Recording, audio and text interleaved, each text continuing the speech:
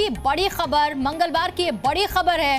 लश्कर commander Abu Dujana मुठभेड़ में मारा गया है। हालांकि इसकी आधिकारिक पुष्टि अभी तक नहीं हुई है। जम्मू कश्मीर के पुलवामा के हकरीपोरा गांव में इस वक्त सुरक्षा बलों और आतंकियों के बीच एनकाउंटर जारी है, जिसमें 2 आतंकियों के मारे जाने की खबर मिल रही है। मारे गए आतंकियों में अबू दुजाना हो सकता है। सुबह से सुरक्षा बलों ने एरिया को कॉर्डन कर रखा था, सर्च ऑपरेशन शुरू किया और इस अभियान में 55 राष्ट्रीय राइफल, सीआरपीएफ के 182 और 183वीं बटालियन के जवानों के साथ पुलवामा एसओजी के जवान भी शामिल हैं। फायरिंग की आवाजें लगातार आ रही हैं। इस पर और ज्यादा डिटेल्स मेरे सहयोगी खालिद हुसैन दे रहे हैं। खालिद, अभी की जानकारी क्या है?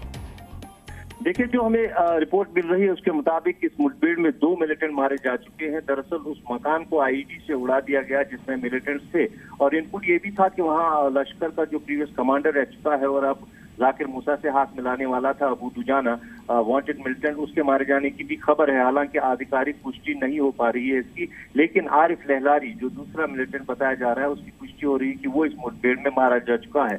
अभी इस इलाके में जो है तनाव बहुत भड़क गया है, लोग सड़कों पर आए हैं, क्लैशेस शुरू हो गए हैं, लेकिन इसके बावजूद एक सफल ऑपरेशन जो है हम कह सकते हैं इसको कामयाबी के साथ अंजाम तक पहुंचाया गया है। और जो हमारी डीजीपी के साथ यहाँ बात हुई उनके मुताबिक अभी हम शिनाख्त तभी बताएंगे जब हम बॉडीज रिट्रीव करेंगे। अभी प्रक्रिया चल रही है कि जिन मिलिटेंट्स को मारा जा चुका है उनकी बॉडीज को रिट्रीव करके फिर उसकी जो है आधिकारिक तौर पर पुष्टि की जाएगी कि ये मिलिटेंट्स कौन है। लेकिन आरिफ लहलारी का कंफर्मेशन आ रहा है कि उसकी इस मुठभेड़ में मौत हो चुकी है और अबू दुजाना इसमें हो सकता है। ये बहुत स्ट्रांग इनपुट्स हैं सुबह से ही और इसी इनपुट पे ये कॉर्डन भी लॉन्च किया गया था और निस्संदेह ये बड़ी सफलता है।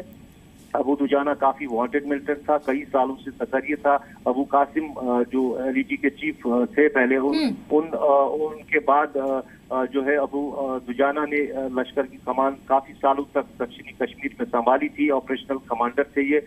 और लेकिन कुछ महीने पहले इनको बर्खास्त किया गया था लश्कर से और तब अबू इस्माइल जो अमरनाथ यात्रा हमले में मास्टरमाइंड बताया जा रहा है उसको कमान दी गई थी। लेकिन अब जो पिछले 1-1.5 महीने से इनपुट्स आ रहे थे कि अबू दुजाना जो है वो लगातार टच में है जाकिर मूसा से और कोशिश कर रहा है कि उसके ग्रुप में शामिल हो। और ऐसी भी खबरें आ रही थी कि शायद उन्होंने हाथ मिलाया हो और गज़वा-ए हिंद जो एक नई संगठन यहाँ नाम सुनने को आया था उसमें शायद ये सक्रिय था। और आज इसका मारा जाना एक बहुत बड़ी सफलता होगी सुरक्षा एजेंसियों के लिए। मैं आपको बता दूं A++ गेट का ये मिलिटेंट था जिस पर 10 लाख से ज्यादा रुपयों का इनाम भी था। और दूसरी बड़ी चीज, बस अब आधिकारिक पुष्टि का इंतजार है। खालिद, शुक्रिया आपका। मेरे सहयोगी कृष्णमोहन मिश्रा फोन लाइन पर आ चुके हैं। कृष्णमोहन, जैसे आप कह रहे थे मंगलवार की ये सबसे बड़ी खबर है, मुझे लगता है अबू दुजाना के लिए तो मंगलवार अमंगल ही साबित हुआ है आज। बुराई का अंत हमेशा बुरा ही होता है और कोई भी आतंकवादी चाहे वो जितना भी दुर्दांत हो, जितना भी अपने आप को चालाक समझता हो, आखिर उसका अंत सुरक्षा बलों की गोली से ही होता है।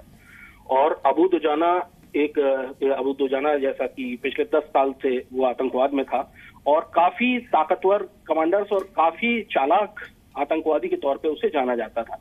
पिछले कुछ समय से वो गायब था जैसा कि बता रहे थे खालिद, और लश्कर ने अबू इस्माइल को इंटरिम कमांडर बनाया था लश्कर-ए-तैयबा का।